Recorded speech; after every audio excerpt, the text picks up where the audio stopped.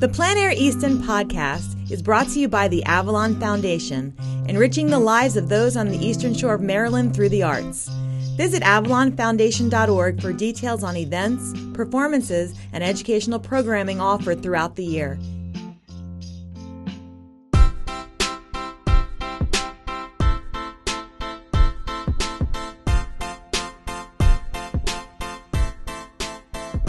And that's basically all I've seen from like the competitive aspect. It's just that it's an energy, that it's an excitement, you know, like it's not, I don't know that anyone has the attitude of like, I hope other painters fail this week so that I can like take their money, you know. I haven't seen it yet. Maybe there are people out there, but I don't think that there are many.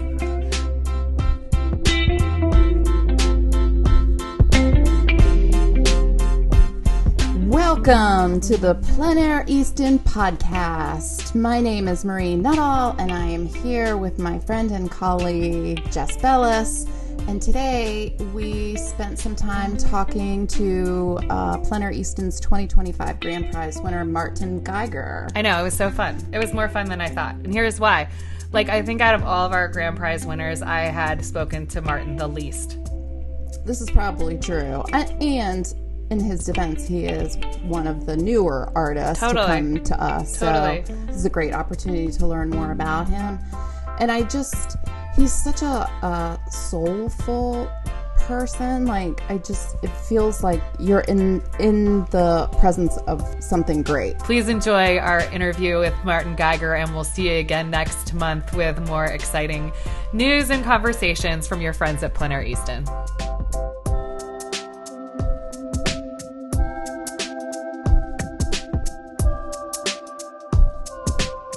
Martin, you are our grand prize winner for 2025. Was that surprising? Was it fun? Can you characterize that moment? It was certainly fun. You know, it's satisfying when what I find is compelling to everyone else too. So that was very nice. I mean, I guess we can't show the pictures of the painting here, but for anyone, I guess we'll Google it. I spent a lot of time. Nick will. We'll pop it up. Yeah, we'll pop it up so we know. Pull it right up. So we know what we're talking about. But I actually worked on that painting at least 4 times. You know, so I was from the beginning. I was compelled. Meaning in 4 sessions, or like, yes, you went back to the same place 4 times. Same place 4 times. I guess both. During the same time of day, like, walk me through how you found yourself there. So I think I sort of discovered this spot last year. It's this particularly interesting old house, you know, just a block from the headquarters in Easton, really. And last year during the quick draw, I discovered it and got excited about it. And so I kind of knew I wanted to paint it coming back this year.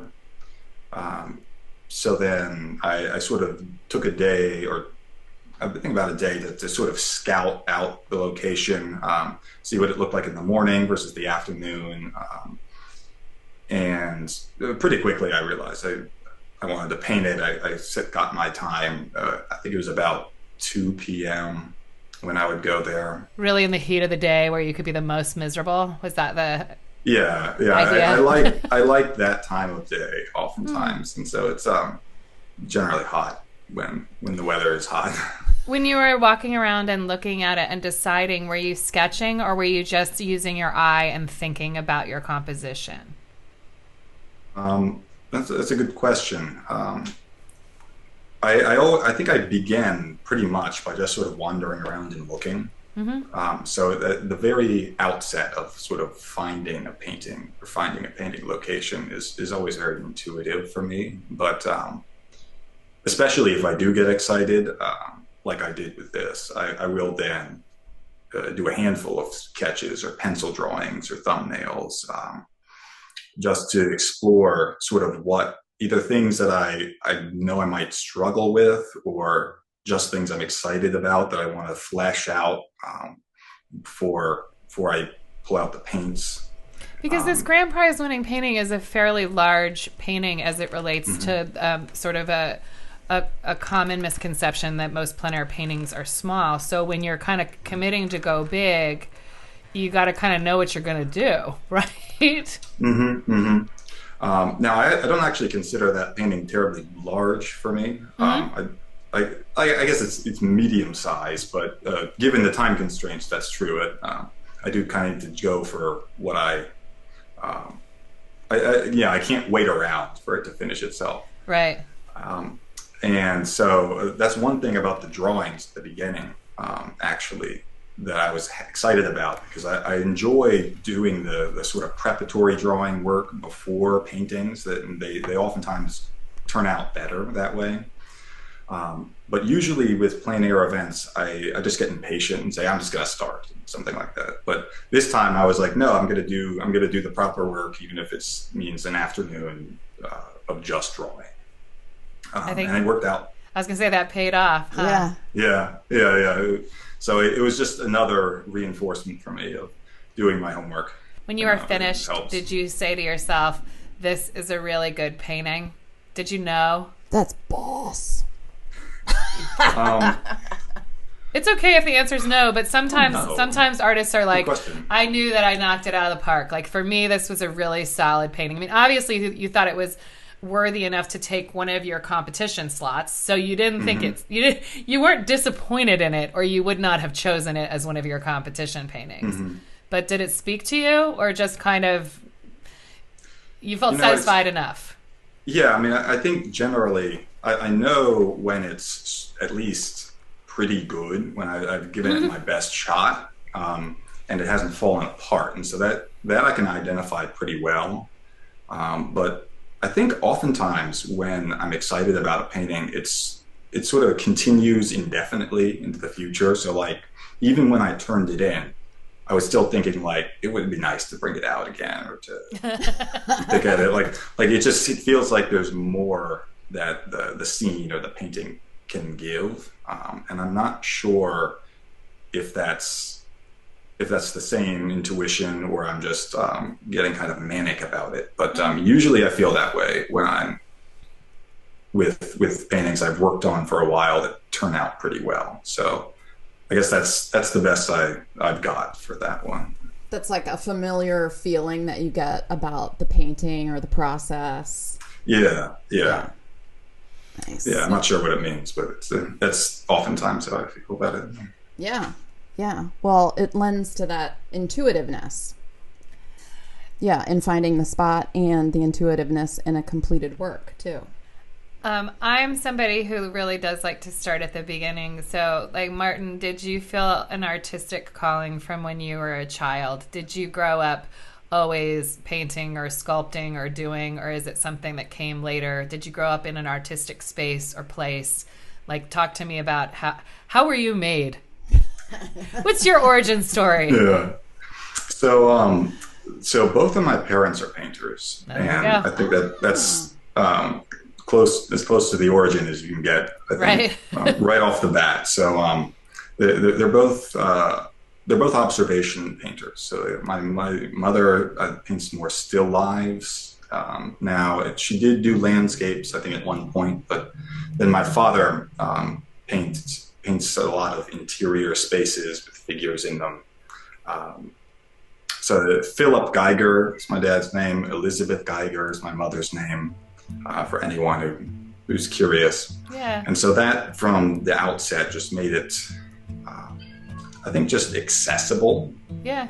To me, it was clear that it's like this is appropriate for work, like it was so matter of fact, I guess is what I mean. They just got up and they had their studio time. They went in their studio, and the way that other parents, I'm sure, went to their job and back. And so I'm sure I took it for granted a fair bit when I was a kid. And I don't know that me or my sister did a ton of drawing. We did some, but the funny thing was that about when I was 16, and this is so for my sister too, it's just the two of us, we both decided around when we were 16, we got really, really interested in the arts. And so that was, before then, I just sort of assumed I'd do something else. And I did a bit of art and drawing every now and again, but then just something about that time for both of us, it just clicked, yeah. And so then pretty quickly it became clear we were into it. Yeah, it didn't take too long before then we were about to graduate from high school, so then we started looking at art schools, and then I went to the Pennsylvania Academy of Fine Arts, Philadelphia. My sister went to Pratt. My sister name's Helen Geiger, by the way. Is she an artist too? She is, yeah. Wow. That's a kind of unique story, actually, that you all landed in that art space. So my sister branched out a little bit because she majored in a little more like children's book illustration, and there was some graphic design background there.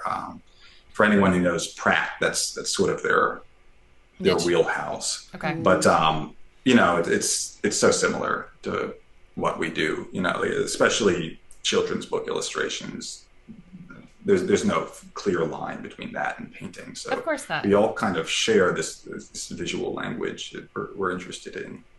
And then art school was just sort of a flurry of, being exposed to all these things and meeting other people and artists that just kind of reinforced our sense of being called to do this. So, I think that's the origin. Yeah, in your DNA and that supported all the way through. Yeah. Right. Super cool. Right. So your parents weren't like, what is this art you talk about? You can't be successful at that. They're like, right on. Yeah. Like again, they already had like carved out the space for themselves where they could be successful doing it, and or they could sustain themselves financially and stuff. That's fantastic. That I think, in addition to just like the fact that they would be supportive, that they also they identify themselves with the craft too. So it's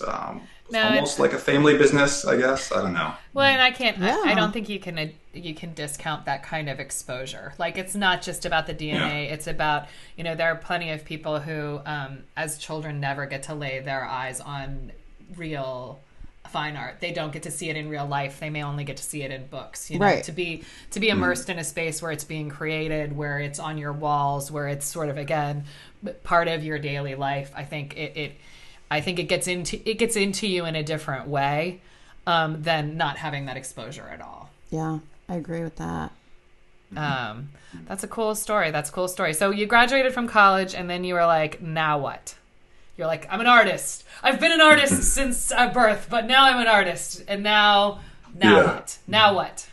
Me and my sister both came back to the town where my parents are living, Staunton, Virginia. Yep. It's a nice small town. It's very paintable, actually, and I think that's maybe what drew me there. I'm a Hokie, go Virginia Tech, and I grew up in Northern Virginia, so I'm very familiar with Staunton because you have to drive through it. Yeah. To get I've been through Staunton about 1 million times. It was about my halfway mark, really. From home to home. So that Southwest Virginia is just a gorgeous, gorgeous place. It really, really is. Yeah. And so that only helped with sort of, like where am I going to paint stuff I like looking at it wasn't a question for me when I went back there. And it's let's see, I guess after school, I did have a sort of a question of like, what am I going to be doing now? I know I can keep painting, but then I think the next step for me was that there, the next town over, there was a figure drawing session that was being run weekly, and I went over there because I missed the figure drawing practice because we got a lot of that in school. And then the man running it is a sculptor named Robert Blicker, and he runs a bronze foundry space in a town that's closer to Staunton than where I was. And so he needed an employee. He had a deadline he had to meet. He needed someone who can bang on things with hammers and lift heavy things and stuff. So he enlisted me just sort of because I was there. He was just kind of desperate. And but then it turns out he had actually, he was maybe 30 years older than me, but he had gone to what's considered the sister school to the Pennsylvania Academy in Philadelphia. And so we shared a surprising amount of sort of artistic background and just the way that we learned art and the people, maybe the names we knew. So pretty quickly we got kind of tight, and then eventually he gave me a studio space up there in this foundry space. And that's where I'm still there. And it was a really great opportunity because it's a really nice building. It's this old textile mill. So there are these big north-facing windows that were built. So originally, I think people could see what they're doing with their fingers. But it's great for painters, and sculptors and all us visual people. And that was a really good deal because it's sort of almost exactly what I was looking for. Yeah. Sort of marries it all together. Yeah, that's good. That's wonderful. And serendipitous connection. Yeah, that really, I think, set me up in a big way. And you're still there, right? I'm still there. Yeah. And so that was maybe about 5 years ago that happened. So that I think that kind of tied me to this town in Virginia. Like I had more of apart from just my family being here, that's just one more way I'm set up here. It's a very unique opportunity. You don't find yourself happening upon a lot of foundries. Yeah, there's not a lot of them just around. Yeah, it's kind of unique. That's really awesome. Talk to me about how you found your way to the plein air painting circuit. I'm sure that you had learned a lot about plein air painting when you were in college, but were you aware of this crazy, let's compete in painting? Was it something, how aware were you? How did you find yourself in that place or space? I think it was the magazine first that I became aware of. I think it was, the school subscribed to it, so it was in the library section. So I think I just seen it at first, and you could piece together what it's about pretty easily. And so I had an awareness of that. And what did happen? I think that there actually may have been a very local, one of these very small startup competitions that I think there is one out. There's I think there's one in.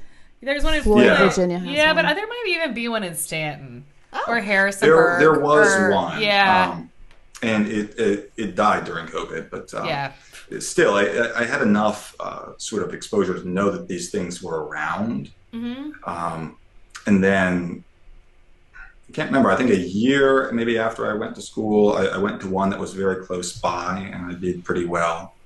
And when you say do well, do you measure well in terms of sales, in terms of awards, in terms of self-satisfaction of work created? What does well mean in your eyes? Probably all of those things factor in. It's, if my work wasn't turning out well during events, I probably wouldn't do them. But something about the time scale, it worked for me.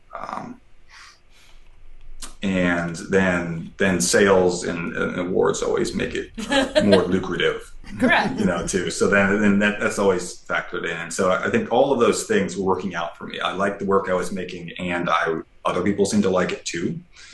So then I was satisfied with that. And this was, I think, a very small event, by the way. It was $500 prize and things like that.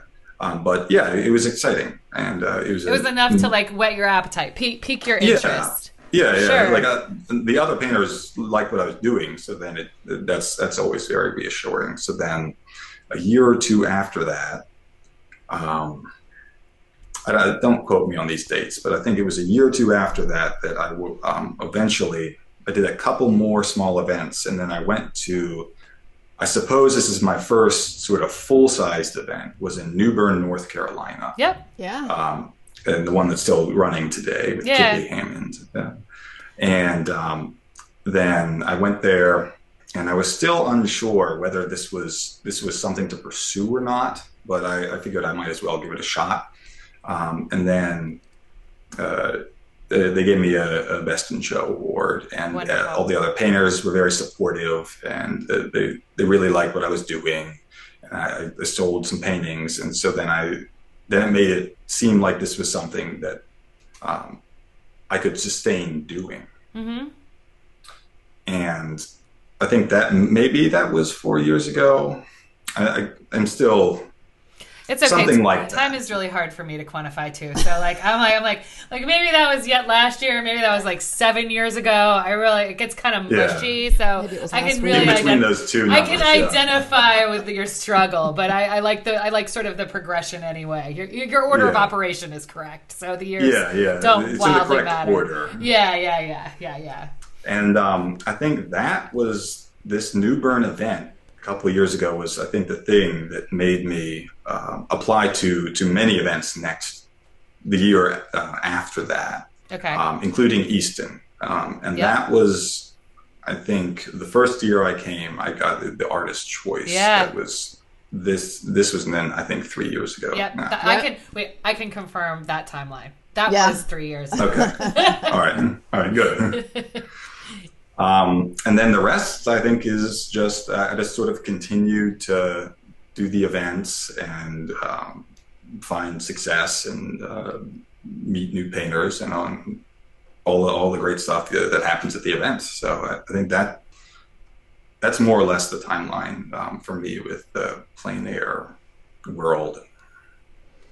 Martin, what do you think keeps you coming? I mean, I like to the events or to apply to new events. Like, I know winning Artist Choice at Plein Air Easton gets you an automatic invite, so you already have an invite. But like, is it the camaraderie? I mean, of course, you're able to make income and sales and things like that. But is there anything like deeper that just resonates with you, I guess, about getting together with colleagues and meeting new people? Like, is there anything in that for you? Yeah. It's I guess one thing about art school that's sort of underrated is that generally if you get in a group of people who are sort of doing a similar thing, like a group of students in a life drawing class, for example, there tends to be more energy there than if it was just one person. Mm-hmm. And that's always exciting because it's not very often that you can like really relate to people when you're doing this. Like people who don't paint, for example, very often they're nice, but there's certain things that you can't quite communicate because they haven't had brush in hand for X number of hours and they haven't spent a bunch of time looking at a blank wall or something. But with this, despite the fact that there is a variety of different artistic styles that people bring here, we basically all like understand each other very well. Me and the other artists, I guess, just because we have this shared practice, and that's, in my experience, that's usually when people get almost the tightest is when they really share something they spend a lot of time doing, kind of shared work, and that's very satisfying because you can just you don't have to wonder like, is this person